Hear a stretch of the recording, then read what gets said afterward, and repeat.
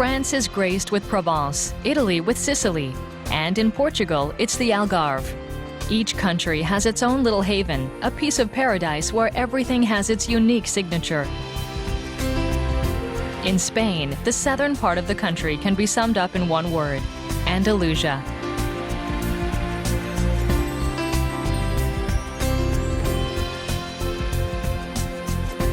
This land of culture, gastronomy, and celebration carries with it an important part of Spanish history. Dream Cruises invites you to the waters of the Guadalquivir and Guadiana, where we will discover one of the jewels of Spain, Andalusia. Departing from Seville, we'll sail the waters of the Guadalquivir and make a stop in Córdoba, Cadiz, and Jerez. We'll also sail to Portugal's Guadiana to visit Villarreal and Alcutim. During the course of this cruise, we will stop at the mythical Rock of Gibraltar.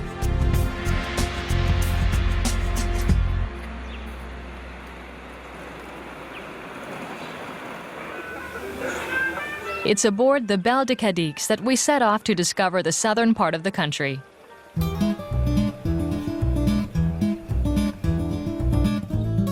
Specializing in river cruises, Croisière Europe offers charming and intimate cruise ships that can accommodate just under 200 passengers. The Belle de Cadix first sailed in 2005 and was fully renovated only a few years later to regain its glory. This 110-meter-long ship, just barely longer than a football field, offers on its 3 decks a unique and friendly cruise, where the riverbanks, the crew, and its passengers flow into one. We are only a few moments away from boarding ship. Our bus drops us off right in front of the ship's entrance. The beaming smiles from the crew confirm that this is going to be a fantastic cruise.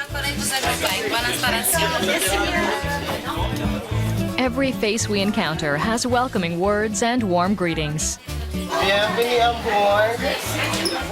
Once we've registered, we can proceed to our cabins. This vessel accounts for 88 in total, spread over its 3 decks.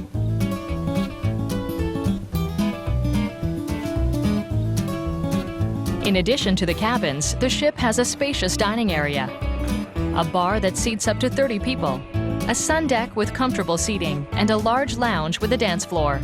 It is also at this very spot that we are invited to the welcome cocktail. Donc je me présente, je m'appelle Susanna. Donc je serai votre animatrice. The charming Susanna is our hostess for this very special reception. Afterwards, it's the ship's purser who introduces us to the crew. While we savor some refreshing sangria, all the different teams who will take care of us during the cruise parade by and have some fun. Sentez la Belle de Cadix.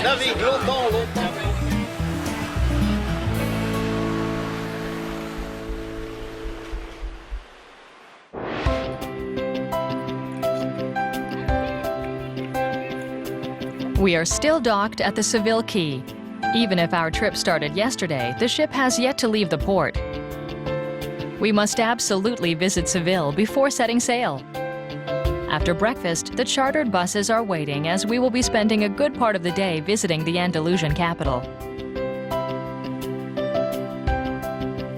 Seville is the 4th largest Spanish city in terms of population. There are about 700,000 inhabitants. Situated between Europe and Africa, the city acts as a bridge between several different cultures.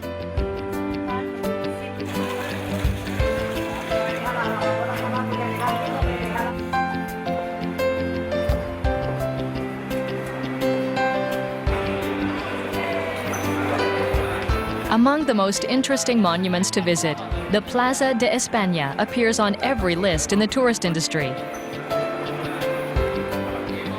Upon our arrival, we are enthralled by the sights we see. Before us stands an immense wall ornamented with semicircular arches and a main building. This splendid structure is in fact just one single building. In front of this imposing facade, the Plaza de España is an immense gathering place. In the middle, bridges and fountains add a romantic touch to the decor. The Plaza de España was built at the start of the 20th century, specifically for the Ibero-American Exposition in 1929. The primary goal of this exhibition was to improve relations between Spain and Latin American countries, in addition to introducing Seville to current trends in urban planning, economics, and tourism. The expo was a great success, and many of the structures built are still widely used, including the marvelous Plaza de España. On many of the monuments, you can observe the beautiful azulejos. These magnificent tiles are in fact made of glazed ceramic and are often used to create mural frescoes. Though primarily developed in Portugal, this art form rapidly spread to Mexico, Brazil, and of course here in Seville. These works of art often depict important historical events. One can easily distinguish important figures of the country or even well-reputed cities. With its buildings, its azulejos, its fountains and bridges, we could easily spend a full week here at the Plaza de España, observing each and every detail found on the various works of art. It's a veritable open-air living museum. But since time is ticking, we decide to continue our journey to unravel some of the other hidden treasures Seville has to offer. Our next stop, the Santa Cruz neighborhood. This neighborhood is located in the historic heart of the city.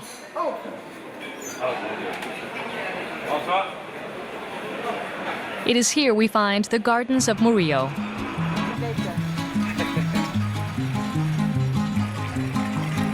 Formed by small pathways lined with hedges, the gardens form a network composed of fountains, ornate benches, and massive trees. Here we pay homage to the famous navigator, Christopher Columbus. Today, when we think back to 1492, we immediately associate this date with the discovery of the Americas.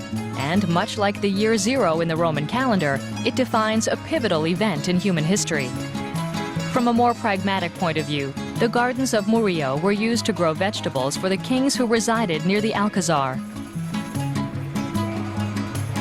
By definition, an Alcazar is a walled-in fortress built in Spain where monarchs resided.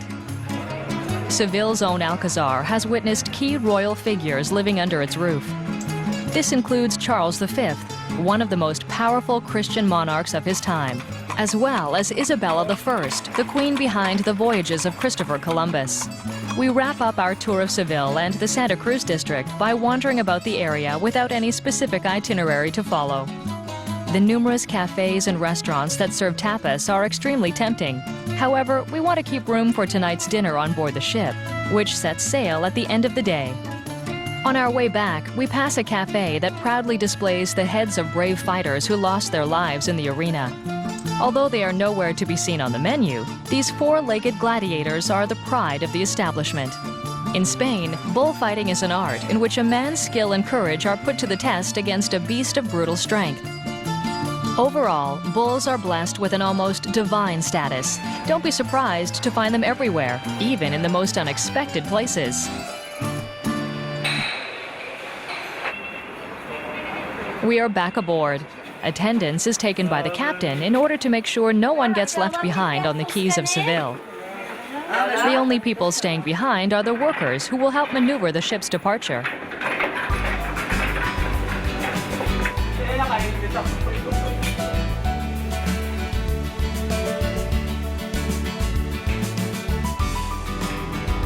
The cruise has officially started.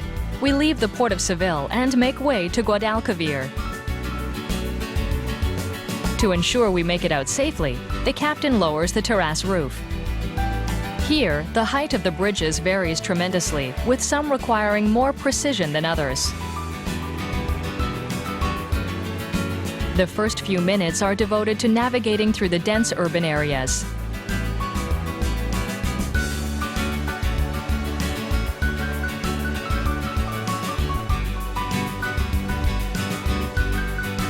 We are now at the Guadalquivir Lock, which joins the ocean and nearby coastal cities. Just outside of the city, the once busy landscape fades into a vast open countryside. It's the ideal time to relax and concentrate on doing absolutely nothing. We sail towards Cadiz, an ideal port for some festivities.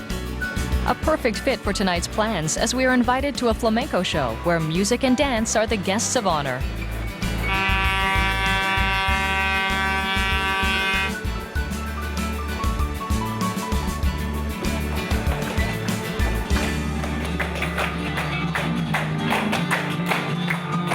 There are several existing theories about the origins of flamenco, one of which names Cadiz, the city we're in, as perhaps the birthplace of this dance and musical style.